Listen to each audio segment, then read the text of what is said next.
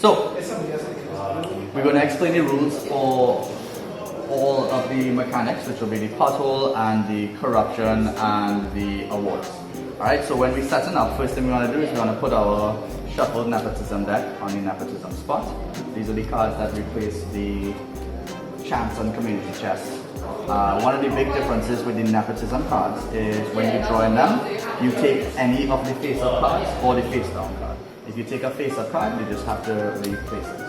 When you take a card, instead of doing whatever it says immediately, you take it to your hand and you hold it in your hand and you play it whenever you want on your turn after that. Some cards say that you could play it on other people's turn and then you could do that. Otherwise, it could only play on your turn.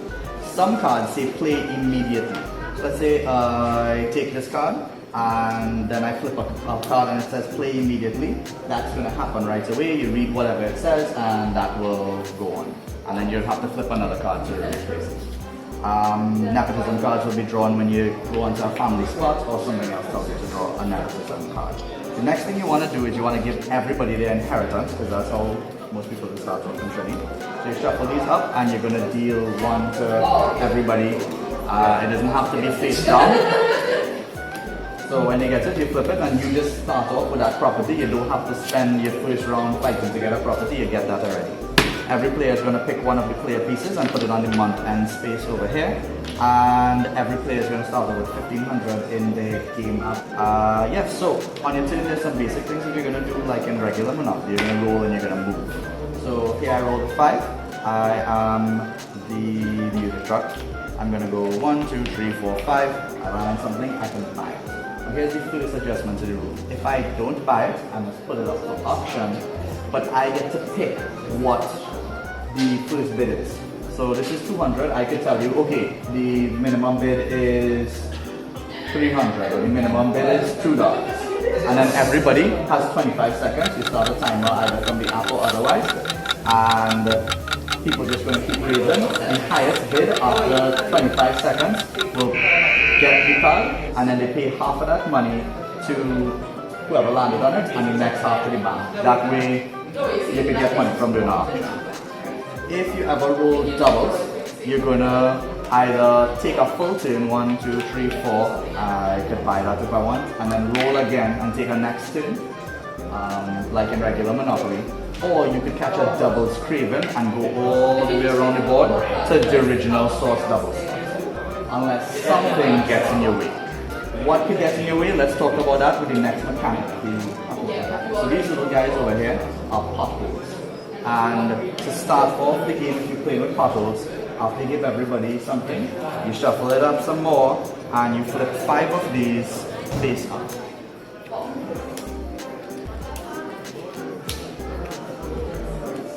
And you put 1 pothole on each of those spots. So the original source, Petrotrin, the waterfront, Wallerfield, raceways, and high streets. And then you take these guys and you put them right back in the deck so that they are available for purchase. Put those all to this side. Whenever you're supposed to pass a pothole spot, instead you drop down in that pothole and you have to stop on that spot. So it stops you from progressing. So if there's a pothole there, you can't pass it, you have to stop there.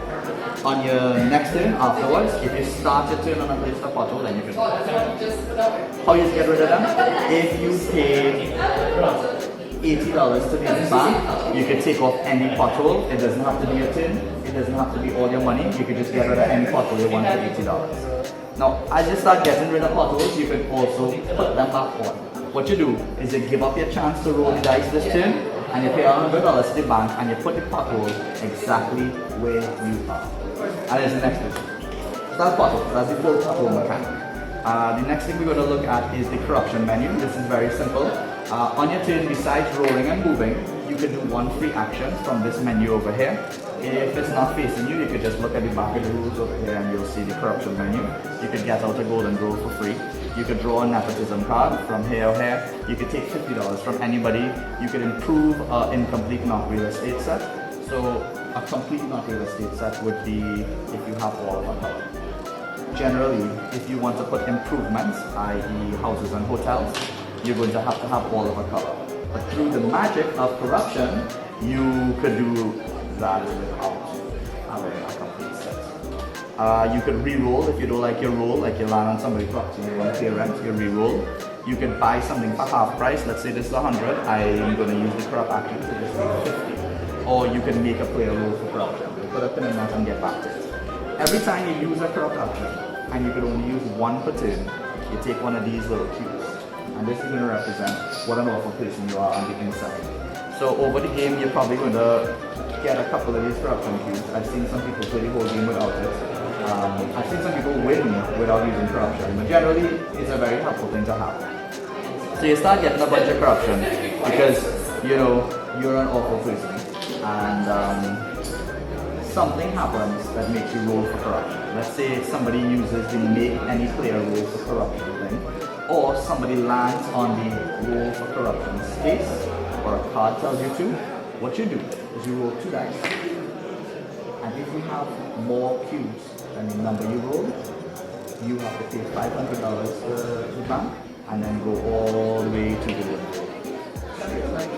So let's say over here I got 11, 1, 2, 3, 4, 5, 6, 7, 8, 9. So you're safe.